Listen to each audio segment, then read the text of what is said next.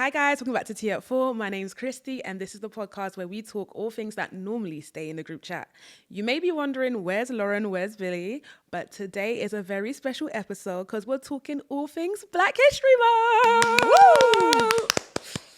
But I don't celebrate it and we're about to get into the reasons why. So first and foremost, happy Black History Month to those that do celebrate it. But your girl here, it's a no for me. It's a big no. And don't get me wrong, I'm not being against it. It's just that I feel the way I grew up and learned about Black history was not inspiring, was not empowering, and it was very overwhelming. Yeah. So I do feel like back in school days, lessons were usually about, the slave trade or about negativity. It gave me basically trauma, I would like to say, but just in a way that you spend your whole curriculum literally learning on Henry VIII, for Martin Luther King, Rosa Parks, Margaret Thatcher. Yeah, it's Margaret Thatcher in school. And then October comes and it's just like that 1 month that you've got to cram a whole bunch of learnings of Black culture and Black history. But I think what I feel like I missed out on and why I feel like I stand by not celebrating it is there was never an emphasis on Black British history. It was always about, America, the American dream.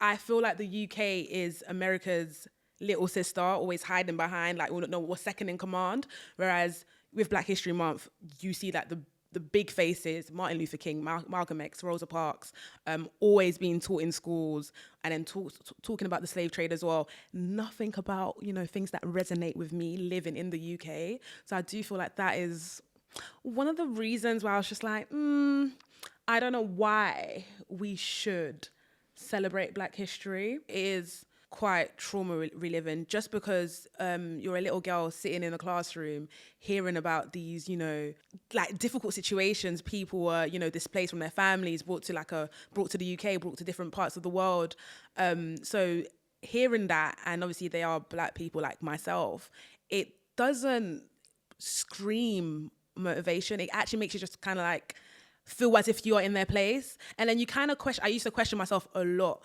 thinking that what would I do? Would I have survived if I was in their shoes? So I do feel like the history that we were taught back then, especially as being a young child in school, was very difficult to swallow. It felt as if I had something stuck in my throat. Whereas now, if I compare it to what my nieces, my nephews are learning in schools, it's so much more positive.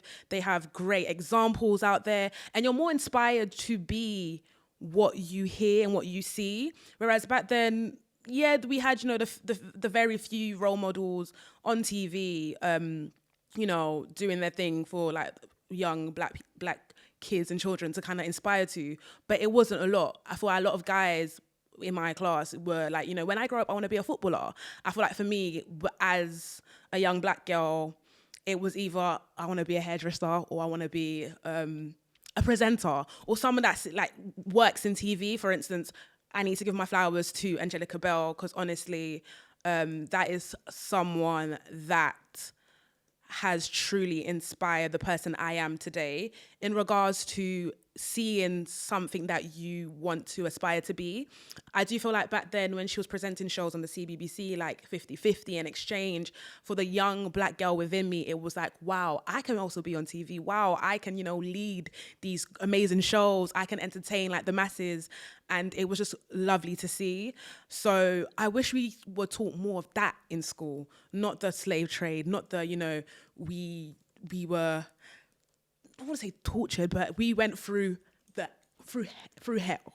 And hearing that every single year for the 6 years that you're in school, keep having to replay that moment every October was traumatic, honestly traumatic. So I do feel like, yeah, for me personally, I don't celebrate it for my own personal reasons, but I can appreciate the reasoning behind it, the beauty of understanding your culture, because it's actually part of your identity.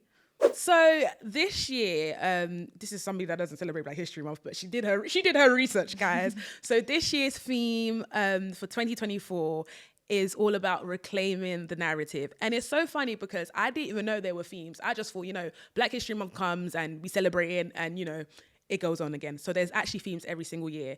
And this year's theme is reclaiming the narrative. And what reclaiming the narrative means to me, honestly, it was something that I had to sit down and ponder and think about and actually kind of ask myself, like, yeah, let's have a moment of honesty here, Christie. Like, let's delve deep into it. How I see myself reclaiming the narrative in my own life. I've had a roller coaster of trying to identify myself in society in regards to my hair. So obviously right now my hair is nicely slicked, but I have beautiful afro hair, and living or growing up in a society where afro hair was seen to be unkept, untidy, and not suitable for the workplace, I used to battle constantly when it came to applying for jobs and going to interviews, because I just didn't want to give that wrong impression. Like, I really wanted the job and I didn't want to give that wrong impression. So I feel like where I'm reclaiming the narrative now is that I am being confident in the way that I present myself. If my hair wants to be out, it can be out. If I want it slicked, it will be slicked. But also it's the fact that looking back, I held myself back from applying for certain jobs, for instance. Like, I wouldn't go for anything corporate because obviously corporate has a certain look, a certain, feel about it. You got to look and present yourself in a certain way. And it kind of did push me into the trajectory to kind of apply for like more creative roles where, you're more like behind the camera, not face on.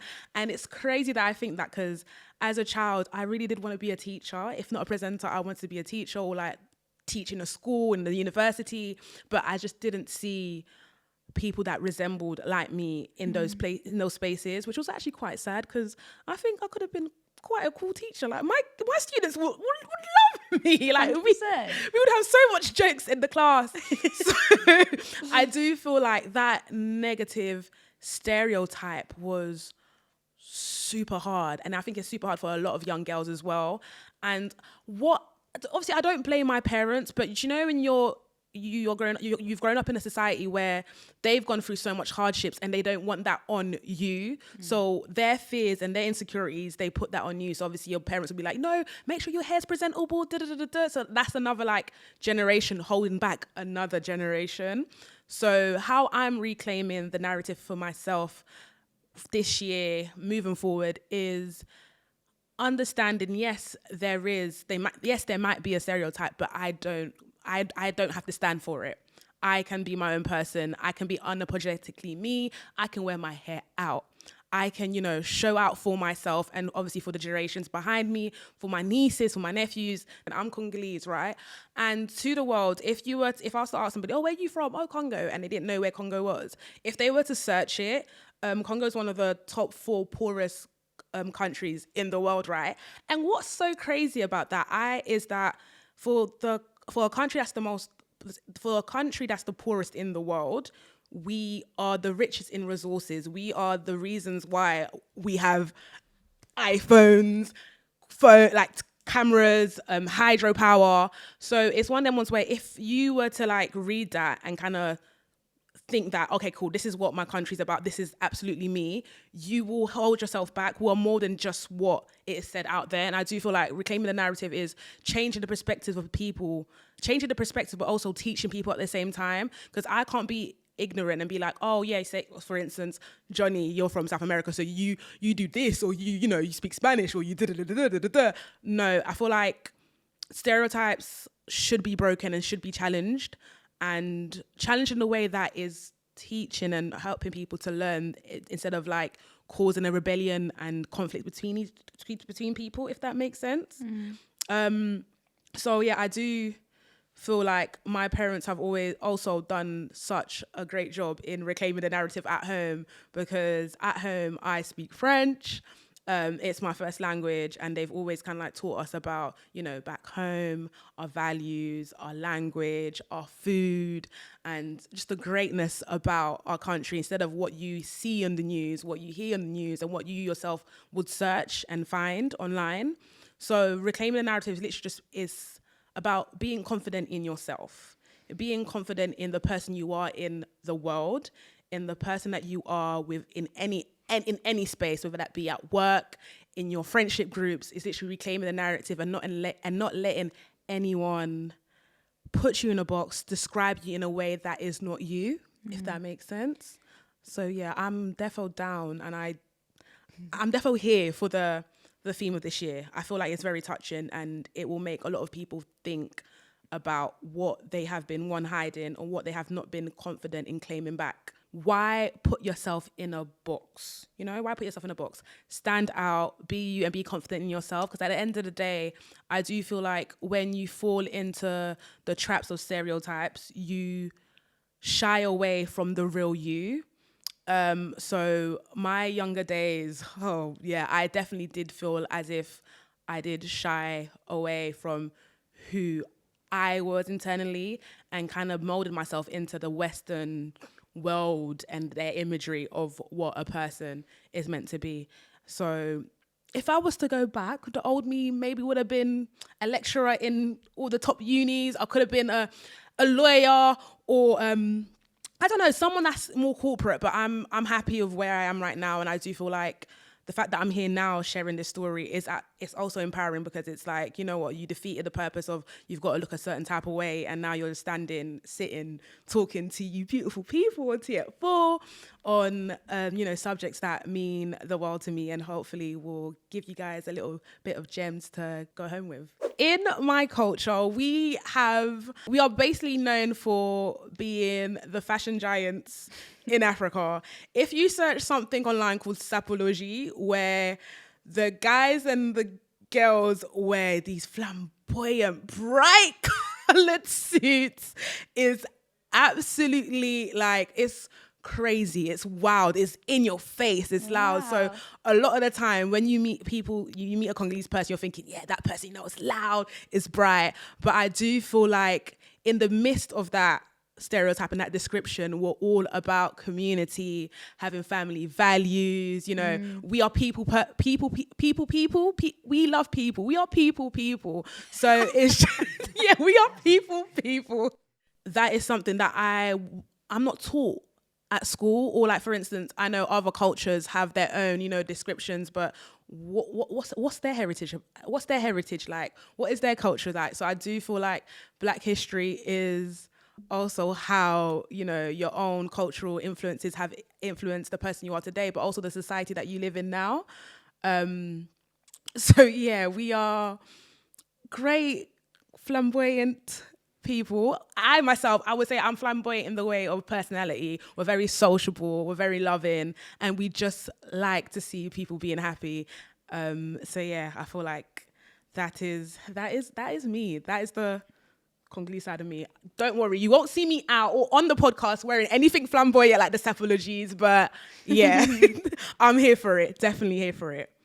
So what do you think is something that you would go back and tell yourself when you were younger, growing up? Now, see, guys, this podcast, they like to put me in a space of emotions. Like, you guys love it. I think something I would tell my younger self is to stand up for yourself more. Speak more in like rooms where you are inspired. I do feel like younger Christie was so like overwhelmed by certain situations that she was in regards to like, you know, opportunities, but never wanted to be the person that spoke too much or was too outspoken. And I do feel like having that kind of drive of like, you know, asking the questions that you always wanted to ask, or getting to know like information more, or like talking to people, I feel like I would have prepared myself for the world and the space that I'm in right now. I do feel like sometimes in the back of my head, there's always that person talking that's like, okay, cool, calm down now, don't talk now, or like just hold up, wait. Whereas if you have that drive within you, don't be afraid to accelerate. Do not be afraid to accelerate. And I think that's one thing I would tell younger Christie. Like, my parents always used to tell me, like, you actually need to calm down. You like, don't talk, don't ask so many questions, don't talk too much. But I do feel like if they allowed younger Christie to accelerate, talk a lot, the knowledge that I would have had, but also the environments that I would have been in and the conversations and the friendships I would have built will still be with me right now, if that makes sense. Yeah, I think that's something I would say, speak your truth, sis. Ask the question, be curious. It's nice. I know your girl said that she doesn't celebrate Black History Month, but I do celebrate history, and history comes with learning. So from now and onwards, and throughout the year, I do a ton of different things that I would love to recommend that you guys should also check out and do. So there's things like Black Eats London, which is a directory for all Black-owned businesses. And did you know, guys, that they also do a food festival, street food, have workshops, like food, bags, a whole bunch of like stores that you can immerse yourself in different like cultures and heritage. And that happens every end of each month. They used to be in Hackney, guys, and it used to be so amazing because I would just skip there. But now they're in South London, Woolwich, which I do need to go because I haven't been in a while. So there are exhibitions at the Tate Modern, but also if you go to your local, Oxford Street and just walk down the road, there are like exhibitions on like shops fronts that you can literally see and explore.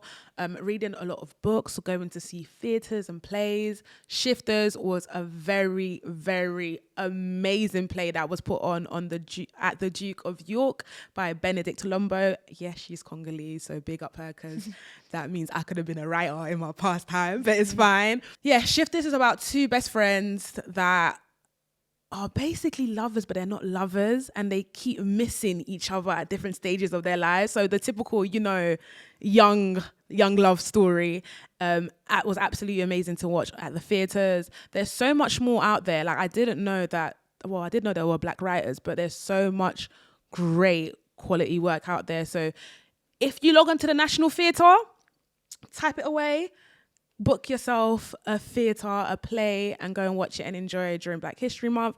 But also, I do feel like every day is a learning curve. Like, I was today years old when I found out that Walter Tull, I think it's Walter Tull, right? Yeah, Walter Tull was the first Black professional footballer in the UK who also served as a soldier in World War One. And that is absolutely crazy because he actually played for Tottenham, where I do feel like he should have played for Arsenal, but that's a story for another day. But I do feel like learning new things every day about, your heritage, Black history, Black culture is absolutely amazing. And it kind of just, inspire you to be like, rah, there are people that we have not heard of or seen that basically did so much before for our time, that we are standing here now and we are celebrating. And also, just check in online. Like, I even saw the other day, TUI had the first black flight crew that were all Black, and I think that's absolutely amazing. I would love to fly one day and bump into like a Black air hostess or a Black pilot. That is crazy. So the fact that we are out there in spaces doing great stuff is amazing. And I do feel like this is a Black glory that we should have been taught in school. And I just do hope that moving forward, it's not just limited to 1 month. It's something that it's throughout the years, we're talking and touching on the great things that Black British people have contributed to society, and how we can inspire the next generation and the next generation and the next generation to come to continue to strive for what they want, have big dreams, have big goals, and, continue to build this diverse community that we have in London. And big up the mayor, what's his name? I should know this. Sadiq Khan. I just have to big him up because I was also today years old when I found out that there's an event that happens every September called Black on the Square, where Trafalgar Square gets transformed into a big stage where there's stalls, events, workshops, and like performances, and it's just basically a celebration of Black culture, and it's and again a way of reclaiming the narrative, showing that, you know, we are artists, we are amazing, we are, you know, inspiring, and we are helping to build the society and helping to build and support the society that we have here in London. So yeah, I do feel like as long as you are learning every day about your own culture, Black British culture, whether that is American culture as well, instead of just limiting ourselves to 1 month, which is at the end of the year, and it's cold, guys, it's freezing. I feel like Black history should be taught all throughout the year, of us just having conversations with everyday people, learning about history, teaching somebody something new about your own heritage and your own culture, because learning comes from hearing, and every day we hear beautiful stuff of how we have contributed to society. So guys, don't just limit to October. Let's celebrate Black History Month every single day. Yeah. Yeah. Woo. Before I go off. Yeah, so I hope you guys have, you know, taken some nuggets on that. Please do not come at me for not celebrating. I do celebrate in my heart, in my own way, but we will be back, or I myself will be back with Billy and Lauren for another exciting episode of Tea at 4. So make sure you guys like, comment and subscribe. If you have any questions, dilemmas, please do send them to teat4@junglecreations.com. If you have any recommendations or any books, films, plays, please do comment on Spotify, drop us a comment on YouTube, and we will happily share it.